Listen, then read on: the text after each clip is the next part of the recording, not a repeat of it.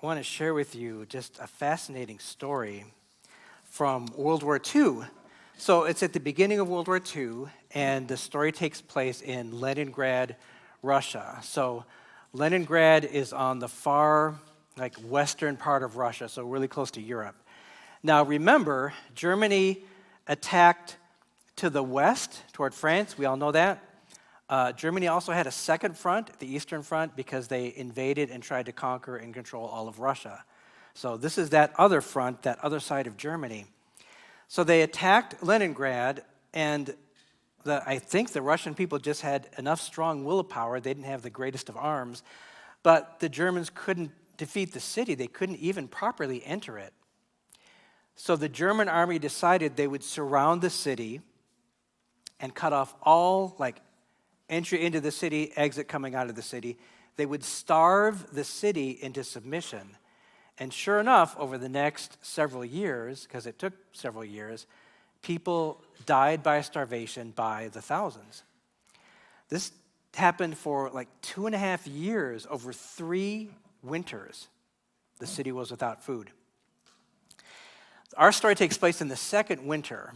Well, the second winter, temps were a little bit lower than usual, and there was a large lake bordering one part of the city that froze over solid. It usually didn't do that. You usually couldn't walk across the lake, but this particular winter, they sent out 1 or 2 scouts to see, is it really solid? Yep, frozen solid.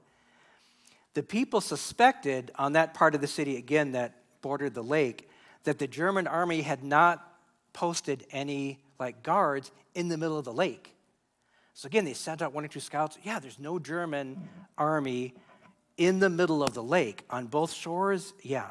But if we send people out right in the middle of the night, and they walk for several miles, then turn right or left, head to the shore, they could continue east toward other parts of Russia, find food in villages or towns nearby. Here's what they decided to do, though, and what actually happened. There were about 200 families, and the parents decided they would send their children, and they themselves would not go. Say, oh, why? Because they figured too big of a group, the German army is going to discover them. They'll hear them or they'll see them from a distance, even at night. So 200 families sent their children, so 200 children, maybe 300 children, escaped Leningrad in this second winter of the war. The parents didn't go because that would mean the group would be now 500 or 600. Rather, they sent about a dozen young adults as chaperones. None of the parents went because they figured, hey, if one of us can't go, nobody can go.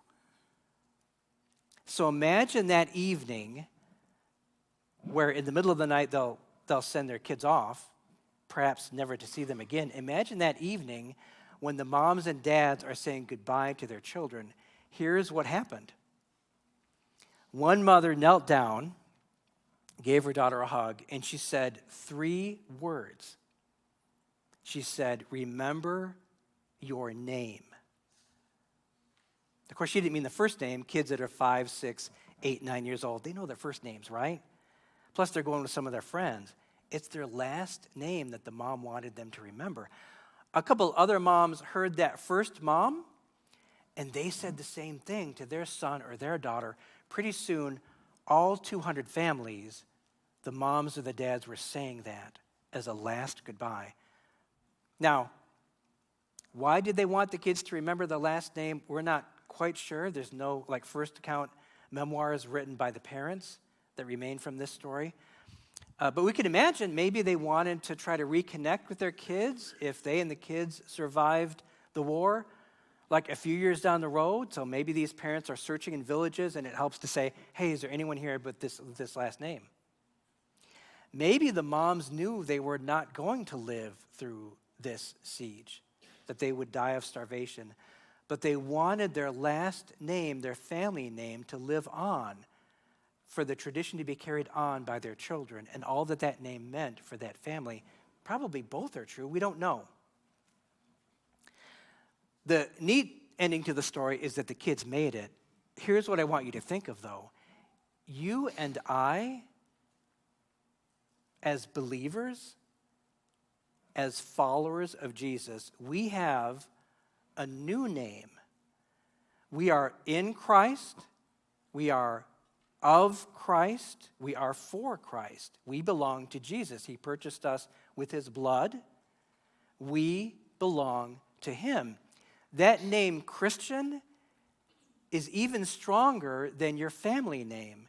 That name of Christ, in and on and over us, will last through this life and all of the life to come. Now, why do I mention that? We're going to do a baptism here in 3 weeks on Sunday morning. If you've not been baptized, this is what part of baptism is. You stand up, you let other people know, I belong to Jesus. I am a Christian. I bear his name. And that actually is the most important identity that is inside of me and that influences who I am and who I will be. You might say, Ron, I got that covered. I was baptized as an infant. No problem. Well, the New Testament teaches that, in fact, 2 different passages, Paul teaches that baptism is an outward sign and a symbol of something that's already happened on the inside. And you're letting other people know that. So, all that to say, we encourage you to talk to one of our pastors, our elders, go to the information center after this service, call the church office this week. We'd love to dialogue with you about being baptized and letting us know this new joy that you have because of your faith in Christ.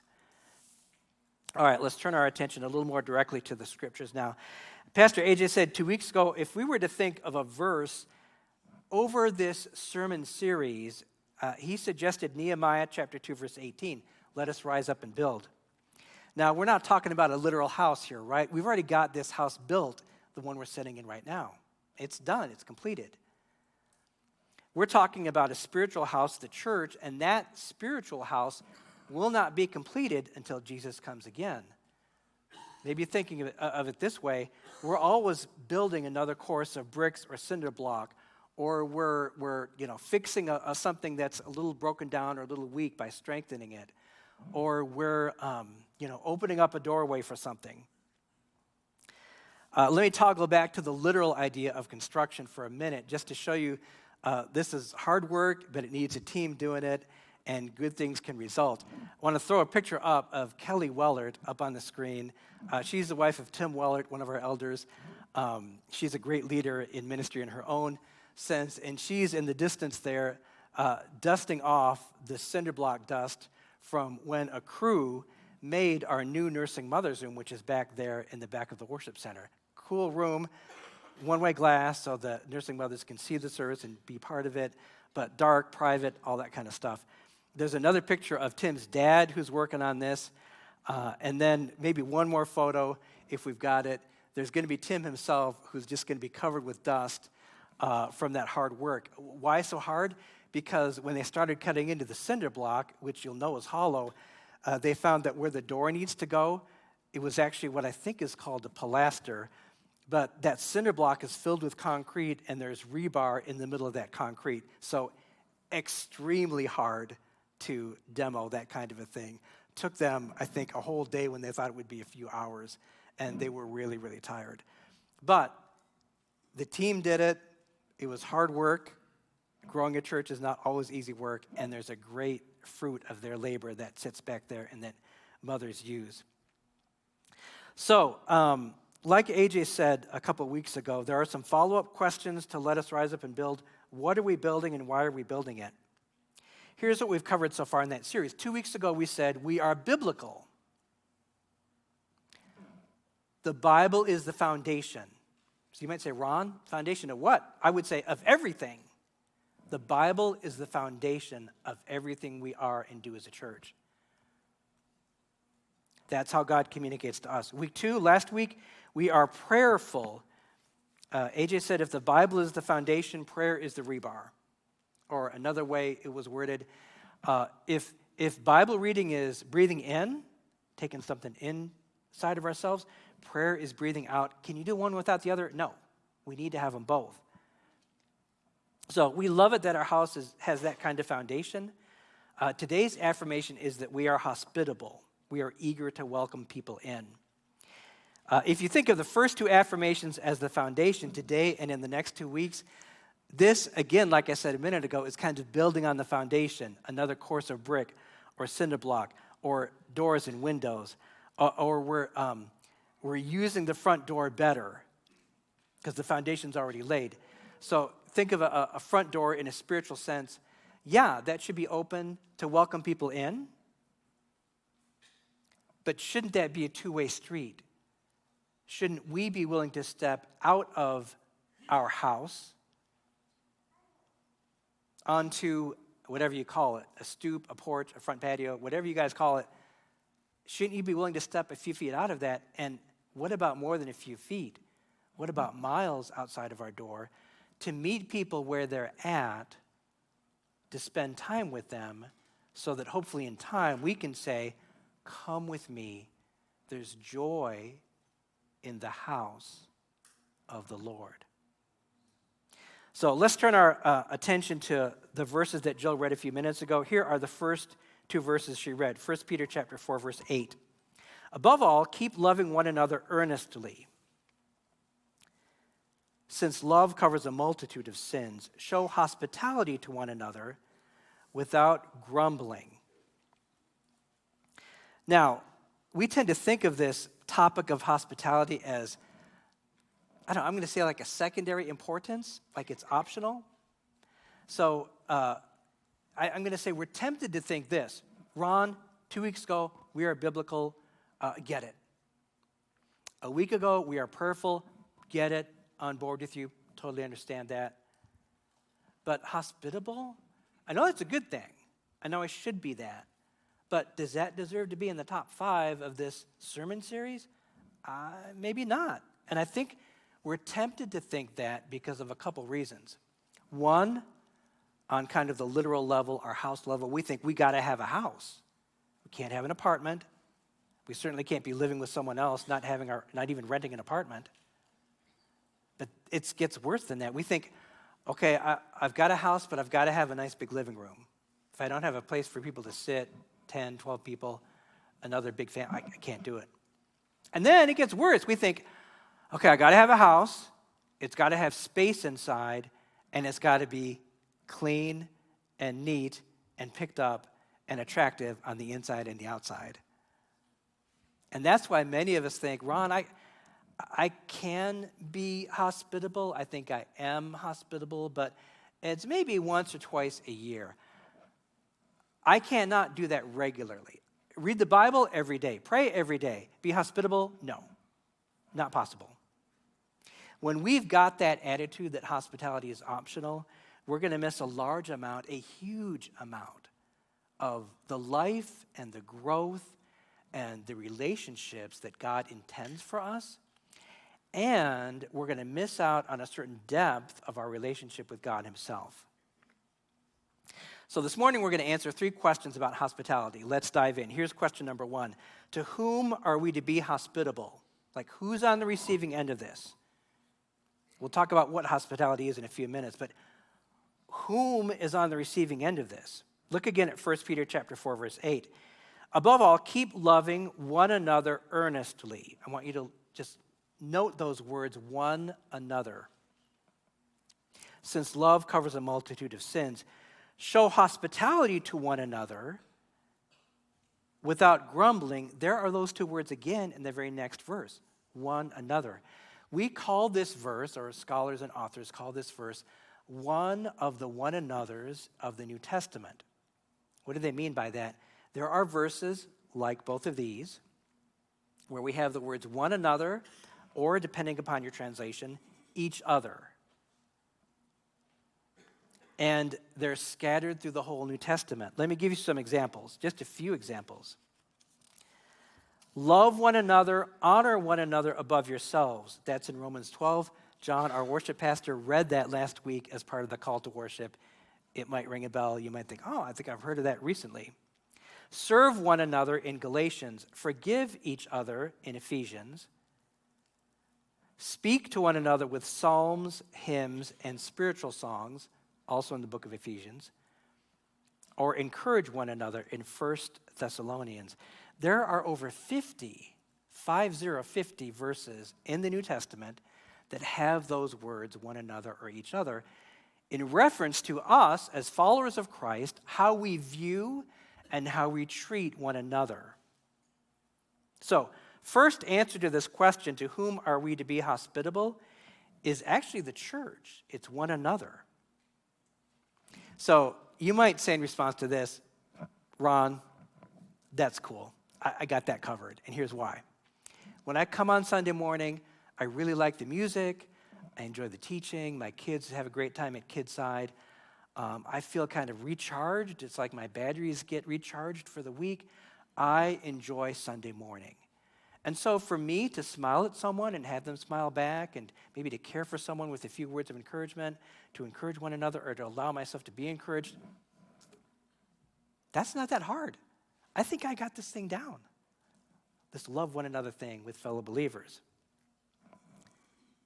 However, and this is a big however, so think like all caps, uppercase, 36, 48 point size font here. However, the early church, the church that we read about in the book of Acts, much more so than our church here today, had more visitors. Now, even if it was a smaller church than what we are right now, maybe talk percentage, they had more people visiting on a given Sunday, and more to the point, they had a much greater variety than we do as we look around. We might see what we guess are 2 or 3 ethnicities in this room right now. The early church, there would have been like 7 or 8. And there would have been a much bigger variety on the economic scale. Anywhere from a very wealthy Roman who has nothing to worry about on a large estate to someone that is basically an indentured servant and looks forward to being that for the rest of his or her life. So huge variety. There were people you would not know that were coming to Christ or visiting that had not come to Christ. Let me mention a few other passages that make it clear that hospitality is also to those we do not know, both inside this building on a Sunday morning and outside of this building between the Sundays. I'm not going to put these up on the screen. I'm going to try to go through these a little quicker.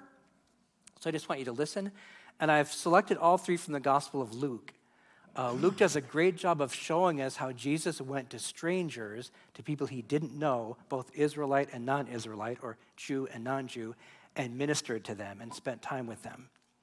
So I'm just going to say these, give you the chapters where you can find them if you want to look them up later. In Luke chapter 4, Jesus looks back on a prophet in the Old Testament named Elisha. And he notes, interestingly, that God sent Elisha in a year of famine to only one widow. Guess what? She was not from Israel. She was from Syria, a foreign country. And so that's a really great example of reaching out to someone that Elisha didn't even know, where God said, go and serve this woman, minister to her. Second example from the Gospel of Luke is in chapter 10. Luke chapter 10 is the story of the Good Samaritan. Man, even non-believers, those that are not Christians, most of them at least know this story. 50 years ago, everyone knew that story. Now I'm not sure. But a lot of people know the story of the Good Samaritan. It's someone who helps a stranger. And if you've done some Bible study and you know a little bit more about that story, the Samaritan and the Jews were not just, non-acquaintances, they were enemies. There was conflict between both of those people groups. Final example in Luke, in chapter 14, there's a neat story. I wish you'd go home and read it tonight or this week, that is called the parable of the great banquet, in which a landowner and a homeowner throws this banquet, and he invites his friends. But guess what? The friends are too busy. They got too much going on. They're making business deals. And so the homeowner says to his servants and his messengers, I want you to go out to the streets. Implication, find people that are needy and poor. I want you to invite them. They're clearly strangers, not family, not friends. Invite them to the banquet. Now, we'll throw a verse up on the screen. The chapter after that chapter about the great banquet is Luke chapter 15. Here is how Luke chapter 15 starts. Now, the tax collectors and sinners were all drawing near to him. To him, here is Jesus. And the Pharisees and the scribes grumbled, and they said, "This man receives sinners and eats with them." Isn't that interesting? Jesus is spending time with what we would say are strangers, and a pretty significant amount of time. In fact, there are dozens of places where Jesus models hospitality, and he answers that question for us. To whom are we to be hospitable? The answer, everyone. To those who are hurting or in need, Jesus shows hospitality. Sometimes they're hurting medically or physically. Sometimes they're fine physically, but they're hurting emotionally. Sometimes they're okay in both those areas, but they're hurting spiritually. Keep in mind, too, Jesus did this without having any house or apartment. No place to live in. All right, question number 1, to whom do we show hospitality? Answer, everyone. Question number 2, what is hospitality? I was reading a few weeks ago getting ready for this, and I came across a great definition by an author, and here's the definition. Hospitality is love for a stranger. So this author, she was saying, I think rightly so, in our culture in America, we got a really broad definition of hospitality. We think we host Thanksgiving, we have people over to our house, that's hospitality. She was saying in the Bible, it's not quite so broad, and very often it is toward people we don't know, as well as toward believers that we do know and love and hang out with. So I want to actually give you kind of an illustration of a family that I think is applying this biblical idea of hospitality. So I'm going to have Jill and Carrie and Jill's son Forrest come up.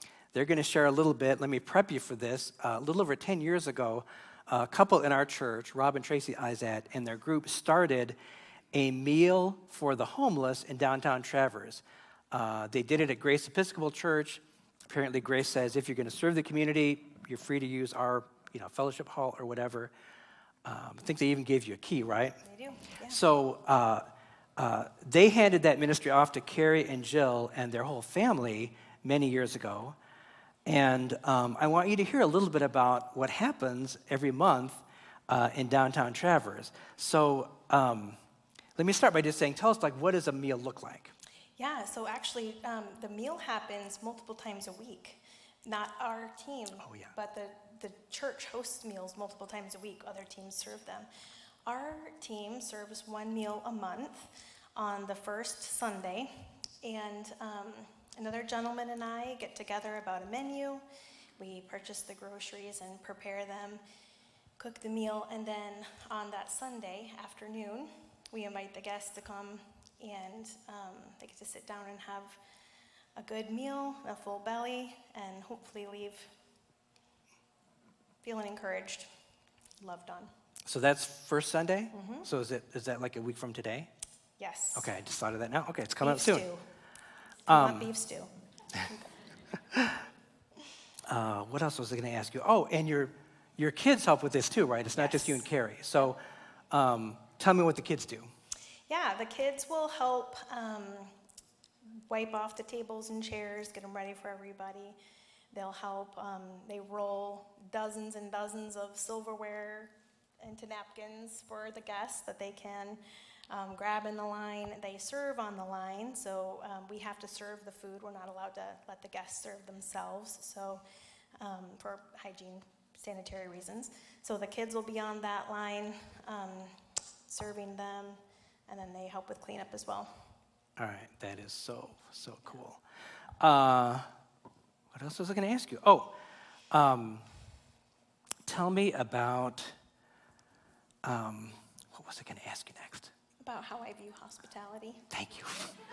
I just had a brain freeze completely. It's dad brain for once, not mom brain. So I asked you a few weeks ago what your definition of hospitality might be, and I just asked that out of nowhere. I didn't tell her, hey, when we meet and get together, I want you to have an answer for this. And I really like what you said. So share with people what you said. For me, you can just go through the motions of hospitality. So the gauge for biblical hospitality for me has become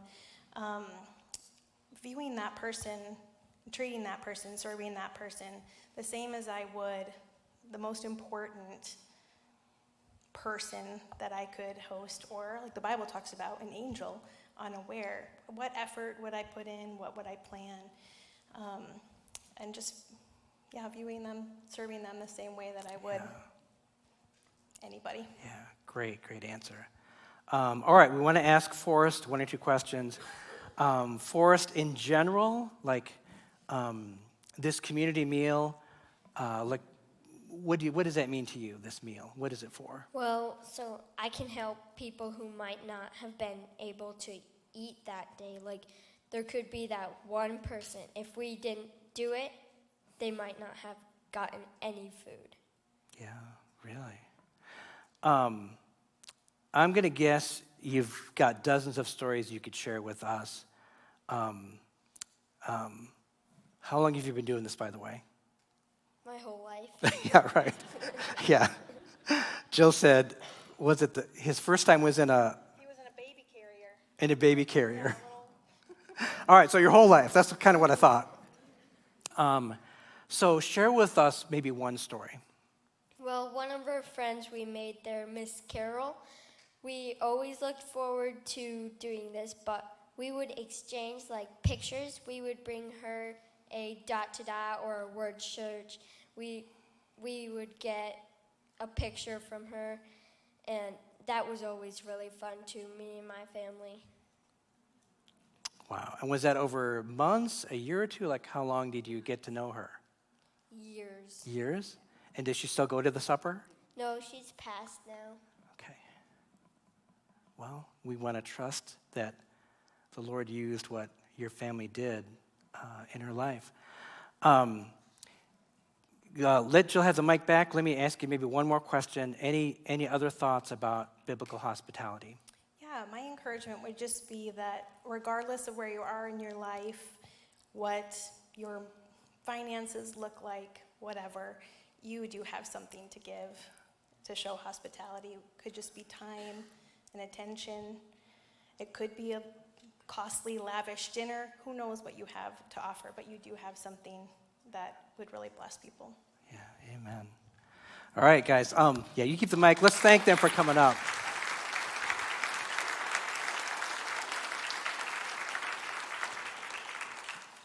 I wanted to give you one, maybe other example from ancient times, Bible days, of this idea of hospitality, especially working off Jill's idea that it isn't just giving somebody a handout or even like a hand up for a little bit.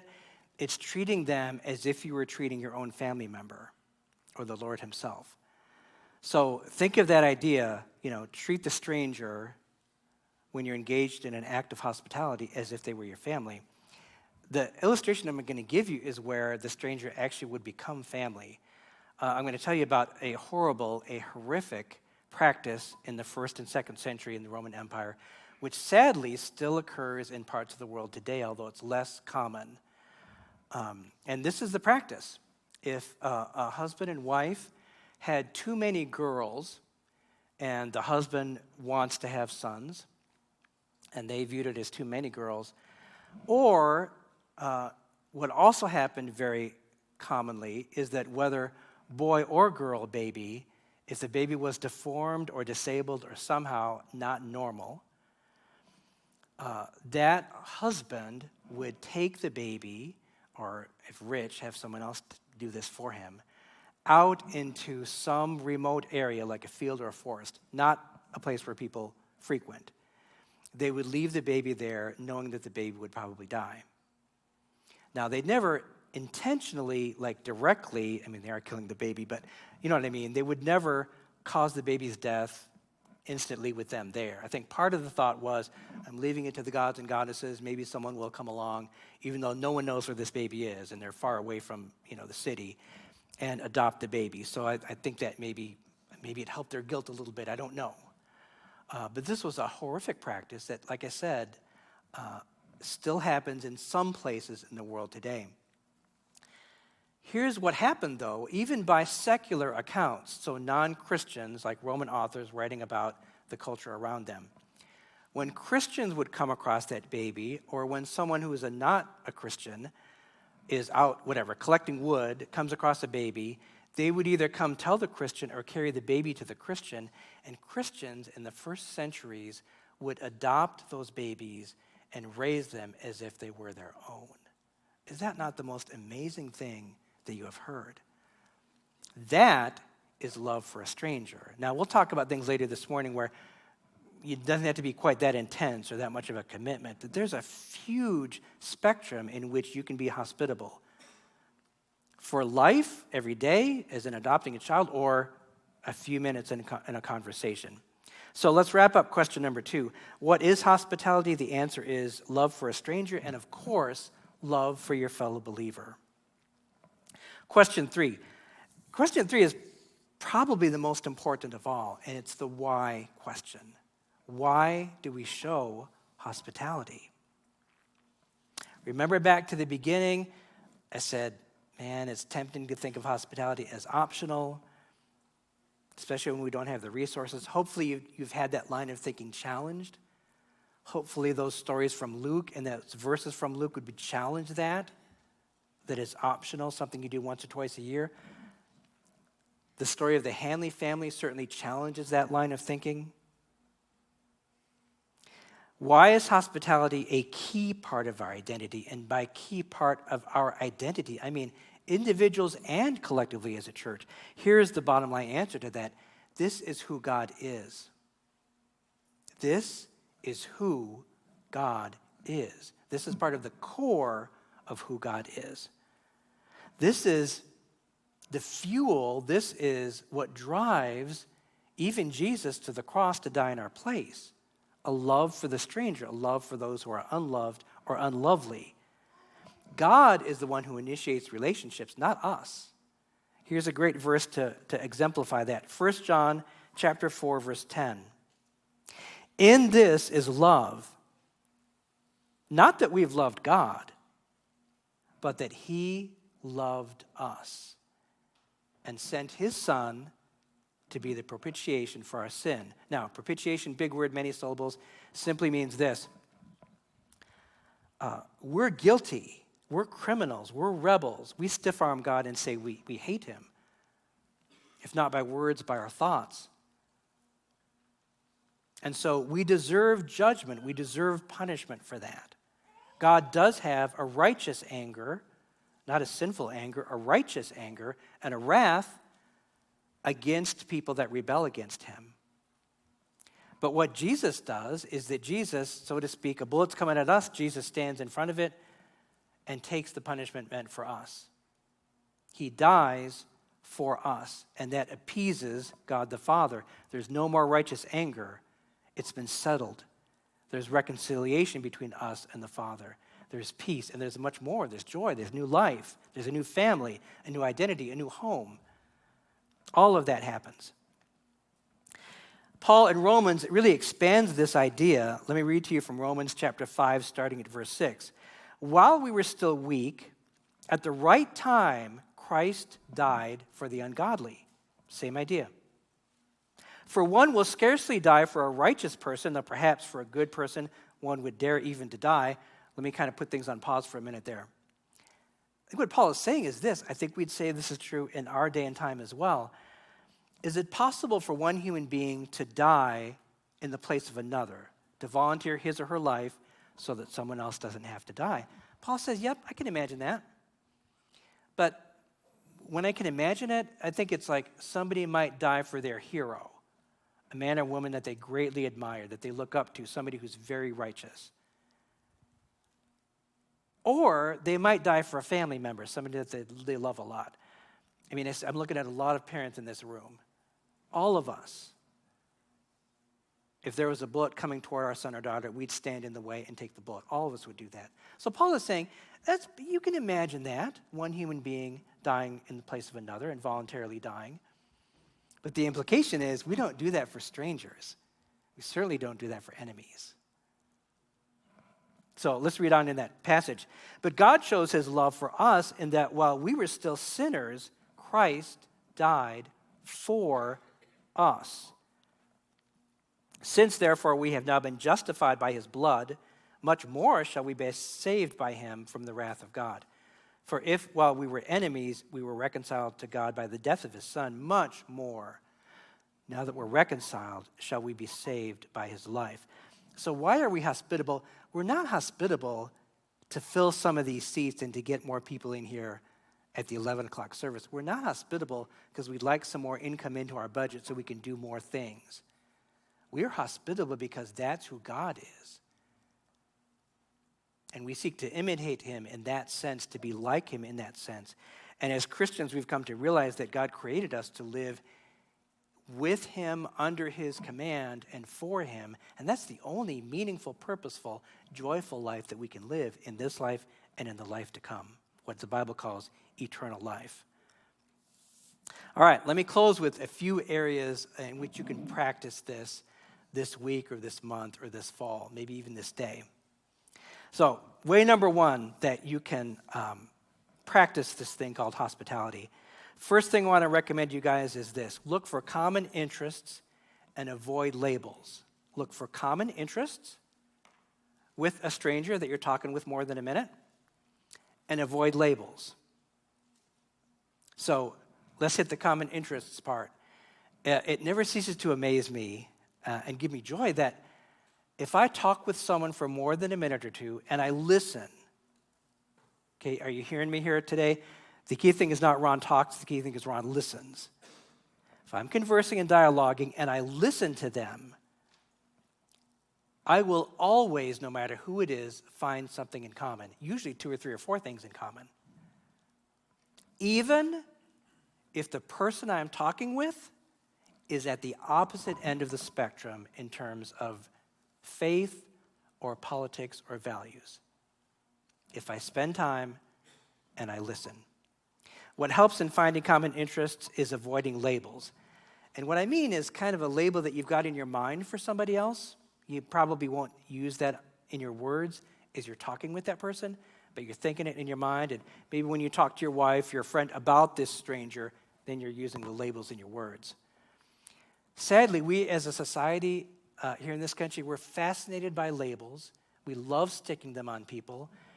And the problem is that when we focus on labels, it becomes a lens through which we see people and always see that person through that lens of that label. So people are gay or they're straight. They're traditional or they're bi or trans or poly or pan or one of a dozen other little qualifiers.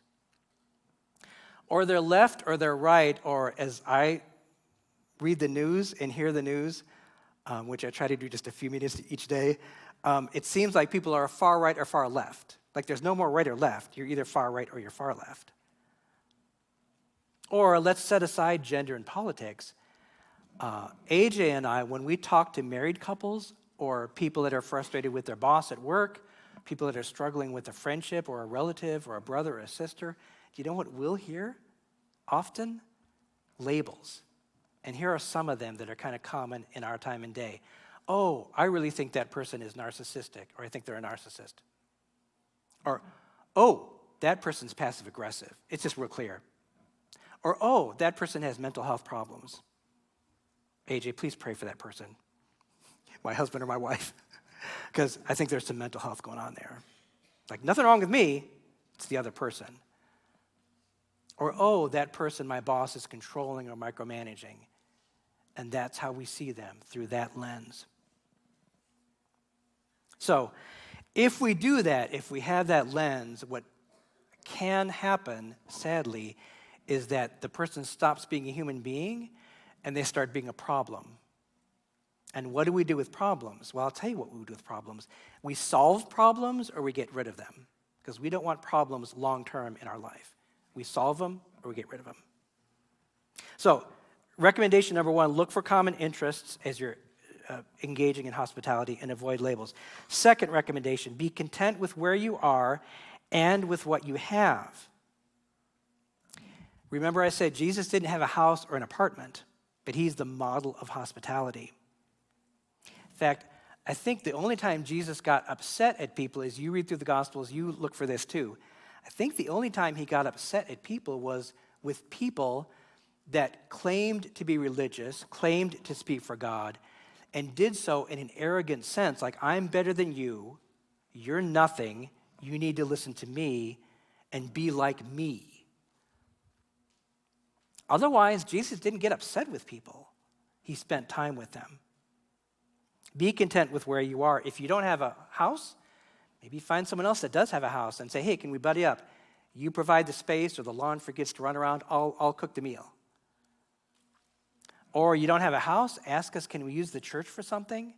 But better yet, there are dozens of ministries going on now that are really under this rubric of hospitality that need help.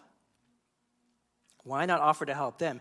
You've got informal things like the Hanley's meal, and you've got more formal things like Safe Harbor, which ministers to the homeless 24/7, 12 months of the year. Or we've got Freedom Builders, which goes out on Saturdays and repairs a roof or builds a ramp for people that are impoverished and can't afford it on their own. Or we've got Single Mom. They'll have a banquet coming up at Christmas, and Anita, one of the ladies here in this church, will ask for help. Hey, can you help me serve these ladies? Some are Christians, some are not Christians. But they're single moms who are struggling and have a hard time, and we want to honor them for an evening. There's so much you can do with whatever you have. Be content with where you are and with what you have. Be content with what you have. I got to tell you this story. Carl and I used to live in a city. We were in a suburb of the city where the houses were pretty close together. We really like living here instead, where there's more trees and lakes and outdoors and space between houses. But at that time in our lives, we're on a street and a block where the houses are real close together. There was a Christian 2 doors down from us named Daniel. Here's what he did every year. In September, once school started, kids are settled in, he would put the word out, kind of like a block party, but I want you to notice how inexpensive this is. He had a house. He didn't invite people into his house. He pulled his grill to the end of his cement driveway, bought a couple packs of hot dogs, hot dog buns, chips, and cookies. I'm not talking gourmet cookies here. I'm talking like just, Walmart, Sam's, buy them in mass kind of cookies. And he said, all you have to do is bring a lawn chair or a camping chair. Come over and let's hang out. And people loved it. I hope that part of that was God has created all human beings to want relationships and to thrive in relationships and to not be cloistered and remote and withdrawn. People love doing it. And as the years went by, people brought stuff. They baked their own stuff. But he didn't start by saying it's a potluck, you got to bring something. He started by saying, hey, this is going to be hot dogs, but come over. We want to meet each other and get to know each other. And they did. Be content with where you are and with what you have.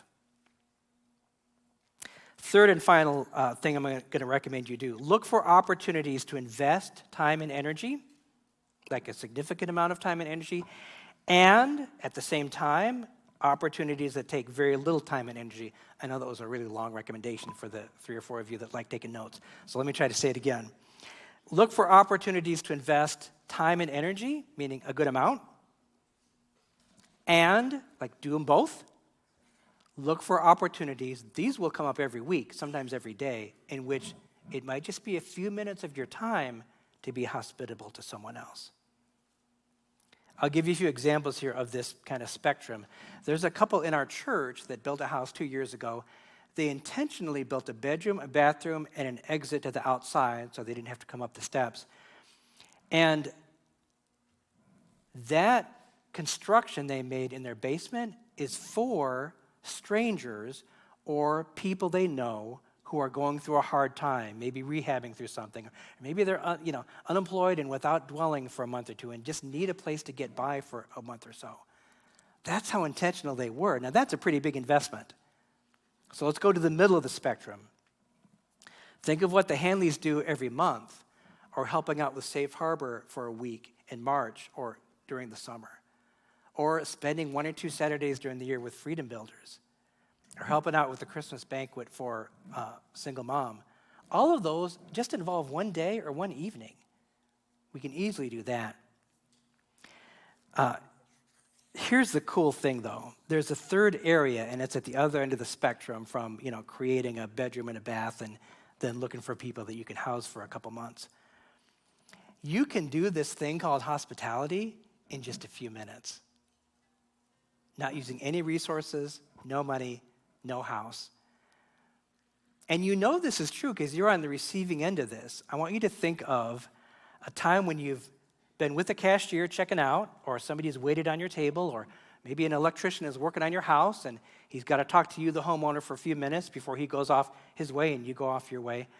You know that those 2 or 3 or 5 minute conversations, they can go one of two ways, can't they? The other person can be crabby or bored, like the cashier is like, you can tell they just want to get home. But it can be the opposite, can't it? They can lock eyes with you, even if they're talking business, like just about the items you're purchasing. They're not asking you about your whole life, but you know that they're caring about you, that they value you, and you walk away saying, man, I hope I get that cashier again. Or, it'd be really, really neat if I saw him or her in a restaurant, because I'd love to chat a little bit more. Well, that can be you in these conversations. It's said that our churches are just big houses that are hospitals or incubators, and I like that phrase. What is a hospital or an incubator? It's where people hopefully get healed of something. And it's where people grow. Think of an incubator where they're given life and they grow. That's what church should be. Our houses should be like that too. Our houses should be hospitals and incubators. But you know what's really, really cool? A conversation with someone for 5 minutes, God can create that space to be a hospital or an incubator if you just take the time and give of yourself. Here's a great quote: aim to bless, not impress. In other words, hospitality isn't about entertainment. It's sharing what you have, and that's mostly sharing yourself. Aim to bless, not impress. Our only question after an engagement with hospitality is, do I feel like in some way, on some level, I know I didn't do it perfectly, God used me to be a blessing to that other person? Do I sense that that other person was, even in a fraction of a way, blessed by me spending time with them? If the answer is yes, you've engaged in biblical hospitality. You didn't have to spend $1, didn't have to use your house, didn't have to cook a meal. And the other person will grow through that, and you will grow in your relationship with the Lord. Pray with me, please. Lord Jesus, let those of us who claim your name do it no harm by our abrasiveness or our impatience or our selfishness to serve only those people we are already close to. Let us, yes, be so joyfully hospitable to our brothers and sisters who also claim your name. And let us be eagerly hospitable to those who do not. Let us present your story winsomely, that it might be well loved, and that in the serving of others and the telling of your story, you, Jesus, will be well loved and admired and worshiped. In your good and great and gracious name, amen. Thanks, Pastor Ron.